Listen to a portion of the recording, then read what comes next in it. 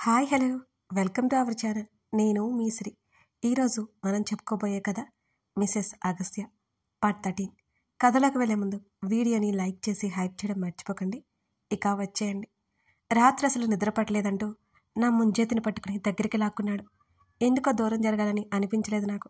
చూశాను తన కళ్ళలోకి. ఎక్కడా దొరికిపోలేదు. దొరికితే తను అగస్త్య ఎందుకు అవుతాడు?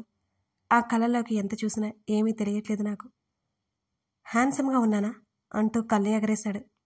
తన కళ్ళలోకి చూస్తూ ఏదో ట్రాన్స్లో ఉన్న నేను నిలువుగా తల ఊపాను మెల్లిగా.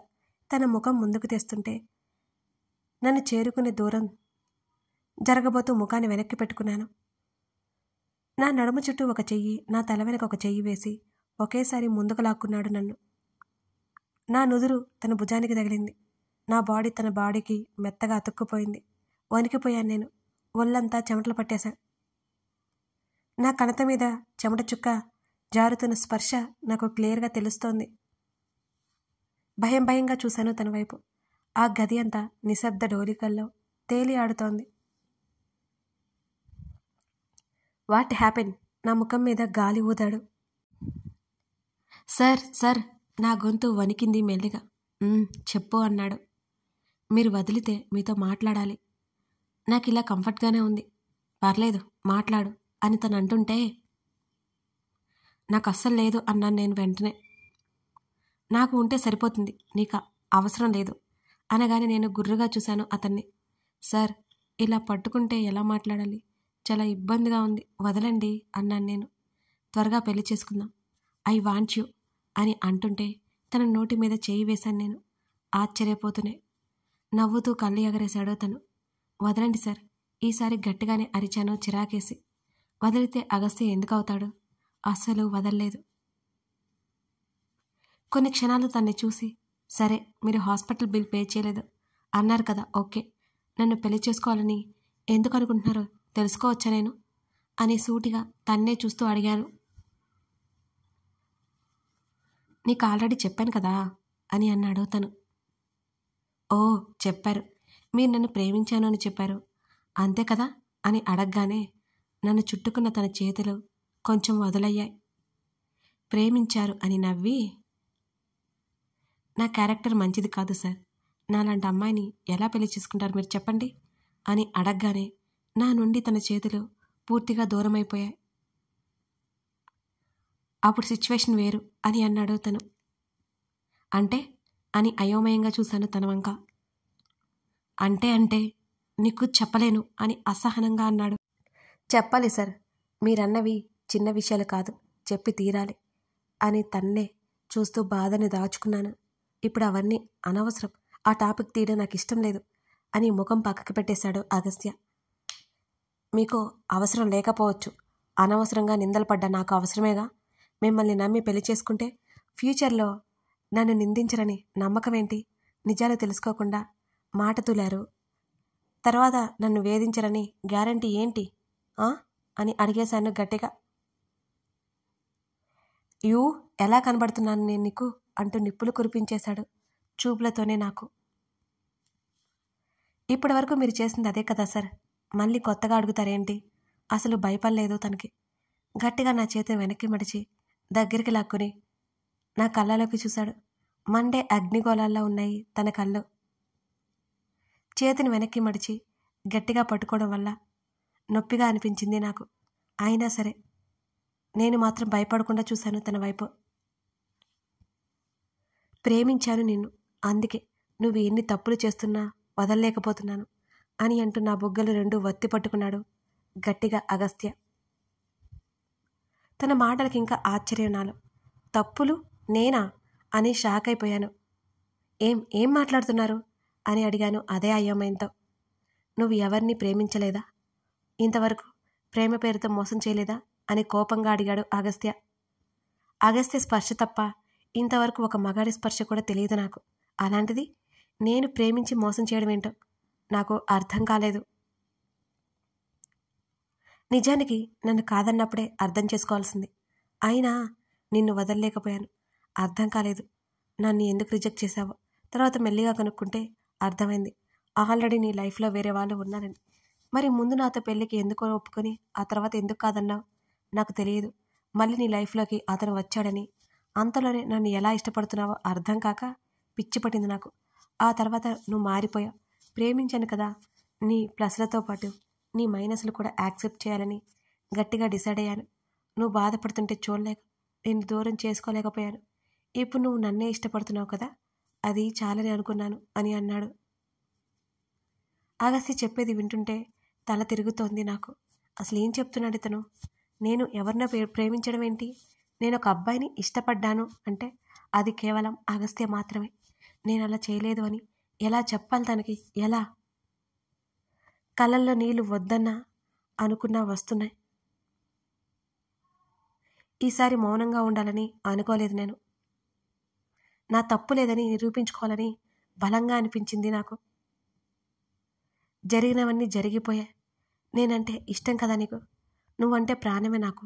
ఇక ఆ విషయాలు ఏమీ వద్దు, పెళ్లి చేసుకుందాం అని తను చెప్తుంటే గట్టిగా నెట్టేశాను వెనక్కి. తన్ని చేతులు కట్టుకుని సీరియస్గా నన్నే చూశాడు. ఏం మాట్లాడుతున్నావు నువ్వు? నేను ఎవరినో ప్రేమించడం ఏంటి అని గట్టిగా అరిచాను. వంశీ అన్నాడు చంపేసేలా నన్నే చూస్తూ. వంశీ అని నాలోనే నేను అనుకుంటూ, నిజంగా నువ్వు చెప్పే వంశీ ఎవరో నాకు తెలియదు, నన్ను నమ్ము అని నేను చెప్తుంటే, షటప్ శ్రీదా, అబద్ధం ఆడితే చంపేస్తాను. నీకు తెలీదా వంశీ ఎవరో? నువ్వు తప్పు చేసిన నేను పట్టించుకోను. Because I love you.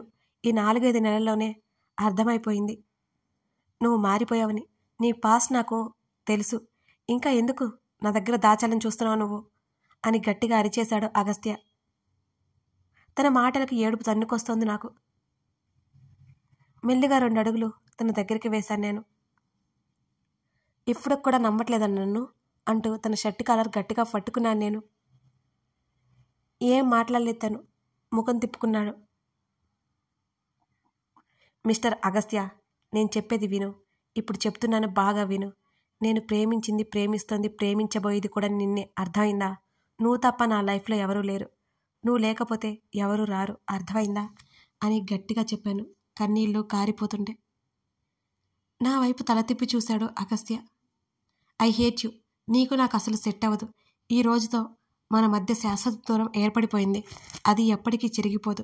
మీరు హాయిగా మంచి అమ్మాయిని చూసి పెళ్లి చేసుకోండి అని కళ్ళు తుడుచుకుంటూ చెప్పి,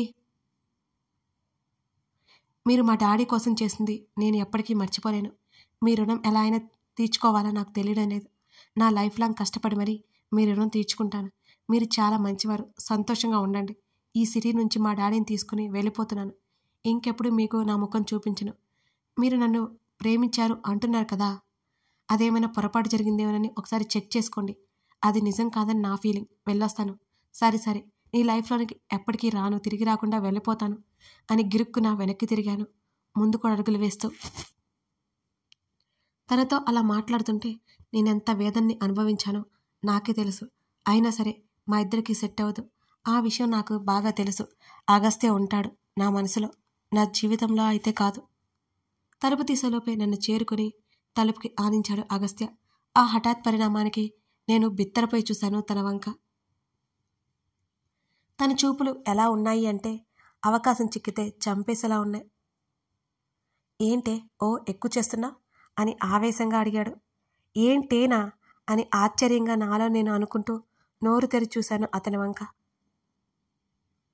ఎప్పుడు నడకలో నడవడికలో డిగ్నిటీ మెయింటైన్ చేసే అగస్త్య ఏంటి నన్నిలా పిలుస్తున్నాడు అని ఆశ్చర్యంలో నేనుంటే, అవును వేరే అయితే ఏంటంట? ఓవర్ యాక్షన్ చేస్తున్నా? నువ్వు వెళ్తుంటే చేతులు కట్టుకొని చూస్తూ ఊరుకుంటాననుకున్నావా? చంపేస్తాను అని ఎర్రపడిన ముఖంతో అన్నాడు. నీకు నాకు అసలు సెట్ అవ్వదని చెప్పాను కదా, ఎందుకు నన్ను టార్చర్ చేస్తున్నావు అని అడిగాను. వెంటనే ముఖం పక్కకి తిప్పుకుని జుట్టు చెరుపుకున్నాడు అగస్త్య. కోపాన్ని అణుచుకోవడానికి అన్నట్టు గట్టిగా కళ్ళు మూసుకున్నాడు అతను. వెంటనే కళ్ళు తెరిచి నా వైపు చూస్తూ, నీ గతం నాకు అనవసరం, కానీ నేను అలా మాట్లాడడం తప్పే. దానికి ఏం చేయమంటావో చెప్పు, చేస్తాను. నీకు చాలా అలవాటు పడిపోయా. నీకు దూరంగా ఉండడం కష్టమే నాకు. నాతో గొడవ పడుతూ నన్ను తిట్టుకుంటూ అయినా సరే దగ్గరగా ఉండు అని అన్నాడు. నా చెంప మీదకి మెల్లిగా చెయ్యి పోనిచ్చి, తన నోటి నుంచి ఎప్పుడూ లేనిది ఇలా బ్రతిమాలడం చూస్తుంటే ఆశ్చర్యంగానే ఉంది నాకు. ఇప్పుడు కూడా నువ్వు నన్ను నమ్మట్లేదా అని అడిగాను. వదలే అన్నానుగా, విసుగ్గా అన్నాడు అగస్త్య. సరే ఇది చెప్పు, ఇష్టమనేనంటే అని అడిగాను. అవును అని అన్నాడు తను. ఎన్ని రోజులు అని అడిగాను నేను. వాట్ అంటూ అయోమయంగా చూశాడు నా వంక. నేనంటే ఇష్టం అన్నావు కదా, ఒక రోజా, ఒక నైటా, ఒక గంట అని అడుగుతున్నాను అని కూల్గా అన్నాను. నా మాటలకి తన తవడకండరాలు బిగుసుకుపోయా. ఎలా కనిపిస్తున్నాను నీకో హా? నా పక్కన తలుపు మీద గట్టిగా కొట్టాడు. ఆ దెబ్బకి నాకే పట్టట్టు గట్టిగా కళ్ళు మూసుకున్నాను నేను. అయినా ఎలాగో అలా ధైర్యం తెచ్చుకుని, పర్లేదు చెప్పు, నేనేమీ అనుకోను అన్నాను తన్నే చూస్తూ. నా మాటలు తన్నే రెచ్చగొడుతున్నాయి. నా నడుము తన చేతిలో చిక్కిపోయింది. అప్పటికే నా బొగ్గల రెండు ఒక చేత్తో వట్టి పట్టుకుని, ఎందుకు ఎందుకు కావాలని నన్ను రెచ్చగొడుతున్నావు? చెప్పాను కదా, నువ్వు ఎన్ని వేషాలు వేసినా నేను నిన్ను వదలను అని. మన పెళ్ళయ్యాక నిన్ను మార్చుకుంటాను అన్నాడు కింద పెదవిని లాగుతూ. గట్టిగా నెట్టేశాను. కదిలితేగా అక్కడ ఉంది పెద్ద తాడి చెట్టు.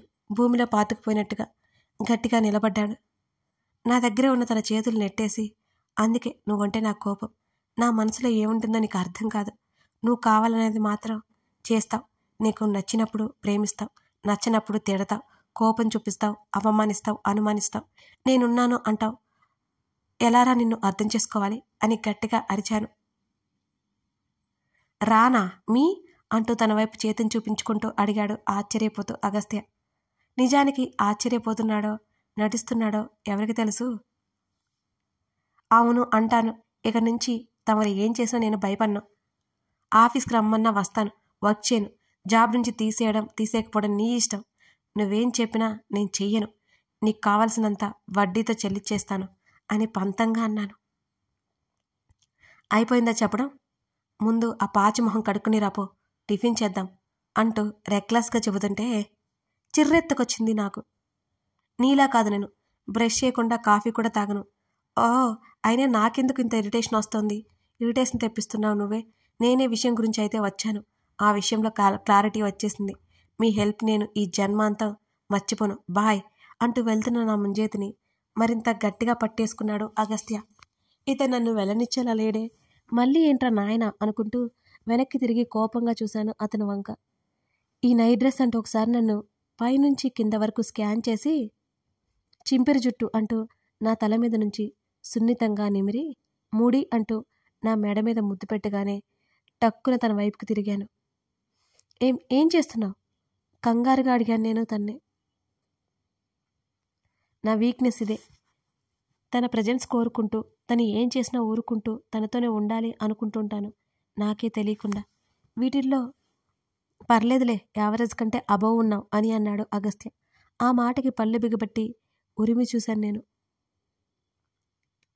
ఇప్పుడు నేనేం చిన్నా నువ్వు కాదు అనకూడదు. ఎందుకో నీ నోరు ఒకటి చెప్తుంటే నీ కనులు మరొకటి చెప్తున్నాయి అని కన్నింగ్ లుక్స్ విసురుతూ ఈవిల్ స్మైల్ ఇచ్చాడు తను.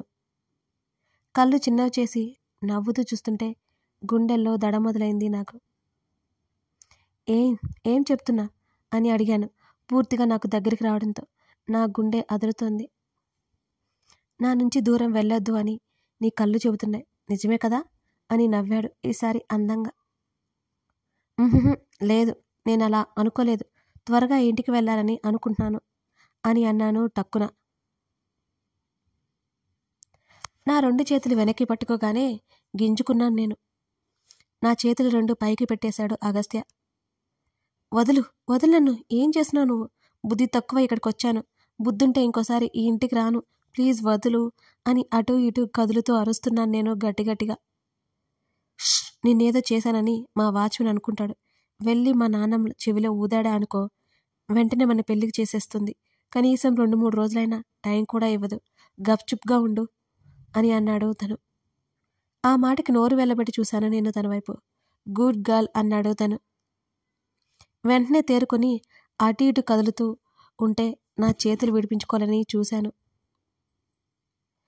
ఉక్కులా నా చేతులు రెండు మరింత గట్టిగా పట్టేసుకుని, కదలకుండా ఉండలేదనుకో, ఏం చేస్తానో నాకే తెలియదు అని అన్నాడు గట్టిగా.